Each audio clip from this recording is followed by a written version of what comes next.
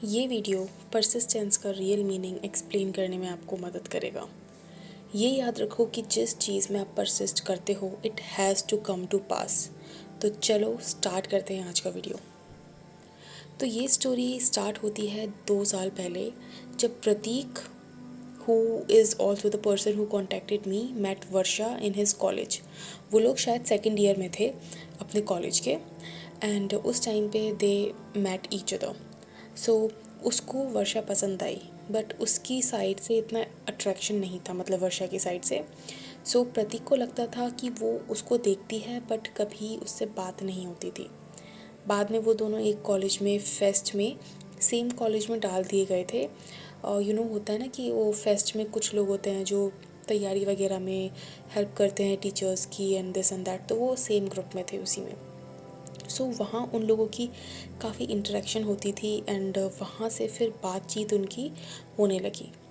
But वो उसको बोलती थी कि मेरे घर वाले नहीं मानेंगे हमारी शादी के लिए, अगर हम इसको कंटिन्यू भी करते हैं तो कोई फ़ायदा नहीं होगा, ये और वो काफ़ी चीज़ ऐसी बोलती थी, क्योंकि उनकी जो कास्ट थी वो डिफरेंट थी। बेसिकली जो वर्षा की लिमिटिंग बिलीव्स थे कि कास्ट डिफरेंट होने की वजह से शादी नहीं हो सकती, वो प्रतीक के भी लिमिटिंग बिलीव्स बन गए। And then when they graduated, Varsha की फैमिली ने उनके लिए रिश्ता ढूंढना स्टार्ट कर दिया। सो वर्षा ने उनको कहा कि वो आगे कंटिन्यू नहीं कर सकती, बट जो प्रतीक थे वो ऐसा नहीं चाहते थे। वो चाहते थे कि जो उनकी गर्लफ्रेंड है वही उनकी वाइफ भी बने। ठीक है। सो पहले तो लाइक वो काफ़ी सारे एस्ट्रोलॉजर्स के पास गए, बहुत सारा like he spent tons of money on astrologers, readings, this and that. काफ़ी सारी रीडिंग्स ली, काफ़ी सारे पंडित जी वगैरह इन सब के पास गए, बहुत पैसा भी लगाया, बट कुछ हो नहीं रहा था। तब वो मेरे पास आए, पता नहीं किस तरह से वो मेरे चैनल से इंटरेक्ट हुए थे, but he interacted to my channel. And जब वो मेरे पास आए थे तो he was already tired from all this things, astrologers, magic, this and that. बहुत टायर्ड ऑलरेडी वो हो चुके थे। तो जब मैंने उनको ये बात बताई कि सिर्फ अपने थॉट्स चेंज करने हैं एंड ऑब्वियसली किन चीज़ों से अपने थॉट्स को रिप्लेस करना है, वो भी मैंने उनको बताया था। And which is nothing else but affirmations. Like affirmations ही आपके न्यू थॉट्स होते हैं, तो वो मैंने उनको दे दिए थे। सो स्टार्टिंग में तो ही वॉज स्केप्टिकल कि क्या ये सच में काम कर रहा है या नहीं, या फिर मैं ऐसी टाइम पास कर रहा हूँ, बट वो करते गए उस चीज़ को। लाइक जो उनका रूटीन दिया था सब कुछ, वो he kept doing it. And फिर उनको अपने आसपास के लोगों में चेंजेस दिखने लगे। They started to be more gentle with him. वो उससे अच्छे से बात करने लगे, उनके काम एफर्टलेस तरीके से होने लगे। सो उनको समझ आया कि हाँ यार, ये काम तो करता है।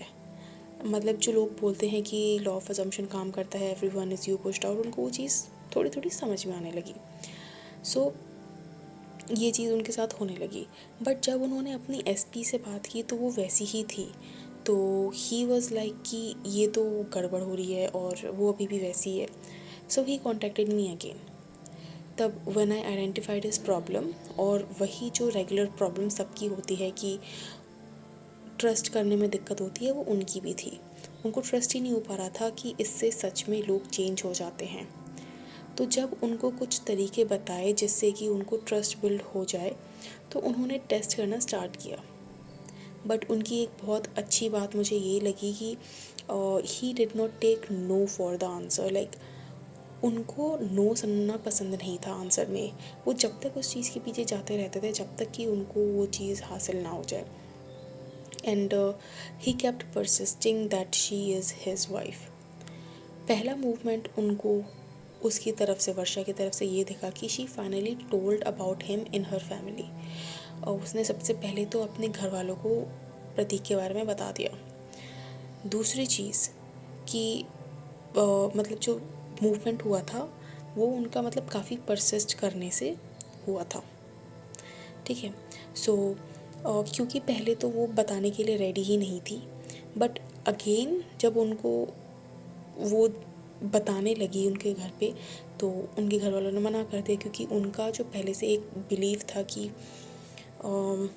उसके घर वाले मना कर देंगे कास्ट के इशू की वजह से, तो वो चीज़ हो गई। But again he did not take a no for an answer, he persisted in his new story. तो वर्षा जो थी वो कंटिन्यू कर रही थी रिश्ता डिनाई करने के लिए। एंड साथ में मैंने उनको ये भी बता दिया था कि वर्षा की जो फैमिली मेम्बर्स हैं उनकी थिंकिंग चेंज करने के लिए क्या अफर्म करना है।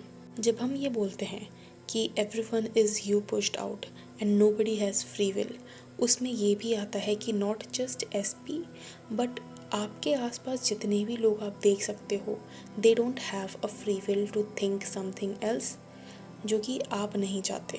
मतलब they will think something else, but आपके रिगार्डिंग वो क्या सोचेंगे ये आप ही डिसाइड करते हो, because basically they are your reflection. ठीक है। सो मैंने उनको ये भी बता दिया था कि उनको अपनी फैमिली मेम्बर्स, उसकी मतलब वर्षा की फैमिली मेम्बर्स की थिंकिंग चेंज करने के लिए क्या फॉर्म करना है। तो जब हम ये बोलते हैं कि everyone is you pushed out and nobody has free will, उसमें ये भी आता है कि सिर्फ एसपी पे काम मत करो और उसके आसपास के लोगों पे भी काम करो, क्योंकि वो भी उसके अंदर ही आते हैं, everyone is you pushed out के अंदर। और इसीलिए उसके जो पेरेंट्स थे वो भी उसी क्राइटेरिया के अंदर आते हैं और ऑब्वियसली आते थे। ठीक, ऑब्वियसली जो मैंने उनको बताया था वो उसमें परसिस्ट कर रहे थे। एंड बहुत सारा जो खेल होता है वो आपके खुद के माइंडसेट का भी होता है गाइस। कीप इन माइंड कि आपका जो परसिस्टेंस का जो एक तरीका होता है वो भी बहुत इंपॉर्टेंट होता है। एवरीवन कैन से मैं परसिस्ट कर रहा हूँ, मैं परसिस्ट कर रहा हूँ, बट आप एक्चुअली में परसिस्ट नहीं कर रहे होते हो। वो वो तभी पता लगता है जब हम वन टू वन डायरेक्ट जब हम बात करते हैं, तभी पता लगता है कि oh actually you were not persisting. आप बस बोल रहे थे कि I am persisting but you were not actually persisting. वो इसीलिए मतलब सेशंस इसीलिए होते हैं ताकि हम ये जान सकें कि आप कहाँ गलती कर रहे हो। अफर्मेशंस, विजुअलाइजेशन, सीन तो सब कर लेते हैं, बट एक्चुअली में क्या गलती होती है वो एक आपको बात करके ही किसी से पता लगता है। अगर आप उतने इंटेलिजेंट हो कि आप खाली वीडियोस से पता लगा लो, so it's well and good. मैं कोशिश करती हूँ कि मैं अपनी वीडियोस में आपको सब चीज़ बता पाऊँ कि ये करना होता है, ये करना होता है, ये करना होता है, बट कभी कभी ऐसा होता है कि कुछ चीज़ें हमें डायरेक्ट बात करने पे ही पता लगती हैं। सो दैट्स अनदर स्टोरी, मैं कंटिन्यू करती हूँ। सो वो कंटिन्यू कर रहे थे, परसिस्ट कर रहे थे अपनी नई स्टोरी में। एंड तभी वर्षा के पेरेंट्स इंस्पायर होते हैं उनके घर के पास एक फंक्शन हो रहा था उसमें जाने के लिए। ठीक है। एंड वहाँ उनको किसी ने प्रतीक के बारे में भी बताया। उन्होंने उसके बारे में अच्छे रिव्यूज़ ही दिए थे और फिर उन लोगों ने डिसाइड किया कि वो उससे बात करेंगे। एंड फिर वो लोग फाइनली शादी के लिए मान गए। एंड अगले महीने मीन्स नवंबर में उनकी शादी है। सो गाइस देखो, मैं आपको ये चीज़ बताना चाहती हूँ इस चीज़ से कि ये जो लास्ट हमारा जो मूवमेंट हुआ था which is they got inspired to go to some function. देखो, आप ना पूछते हो कि मैम इज़ दिस पॉसिबल, क्या ऐसा हो सकता है, क्या मेरी डिज़ायर पूरी हो सकती है? Yes, it can happen. The only requirement is you need to have an open mind कि मेरी डिज़ायर किसी भी तरीके से पूरी हो सकती है। कोई भी ब्रिज ऑफ इंसिडेंट्स अनफोल्ड हो सकता है। ये काम मेरा नहीं है सोचने का, ये काम आपका नहीं है सोचने का कि वो चीज़ कैसे होगी। It will happen automatically. आपको उसमें बीच में टांग घुसेड़ने की ज़रूरत नहीं है कि कैसे होगा कैसे होगा कैसे होगा। It's just that you have to persist and persist and persist and learn from this story कि never take no for an answer. जब तक आपको आपकी डिज़ायर ना मिल जाए, keep persisting in your new story. अगर आपको आपकी लाइफ में कुछ ऐसा दिख रहा है जो आपकी डिज़ायर के ऑपोजिट है, जस्ट टर्न इंटरनली एंड उससे ये समझो कि okay, this is my old beliefs, my old story reflecting again, so I need to keep persisting. जब तक कि मुझे मेरा डिज़ायर नहीं मिल जाता, I need to keep persisting. And trust me guys, if you will keep persisting, it will harden into fact. Make sure that you are persisting. Persisting बहुत important चीज़ होती है जैसे कि मैंने बताया, अफर्म सब कर सकते हैं, विजुअलाइज सब कर सकते हैं, but if you are not persisting that you already have what you want, it will not harden into fact. So make sure that आप इस स्टोरी से एक लेसन लो कि never take no for an answer. And yes, अगर आपको session book करना है, so you can check the description and आपको उसमें सारा डिटेल मिल जाएगा कि how you can contact me and what is the process. And yes, I will see you in my next video. On then bye bye, take care. और हाँ, रात के 3 बजे बैठ के ये वीडियो बना रही हूँ मैं, so you better interact with it. जितना आप इस वीडियो से इंटरेक्ट करते हो, जितना आप इस वीडियो से इंटरेक्ट करोगे, उतना ही इसका रीच बढ़ेगा और ये और लोगों तक पहुँचेगी. So please guys, like this video, comment on this video कि आपको इसमें क्या पसंद आया. एंड येस, जब आप इस वीडियो से कनेक्ट करोगे तो ये वीडियो और ज़रूरतमंद लोगों तक पहुंचेगी. एंड इस तरह से you are also doing a service to the world, to the society.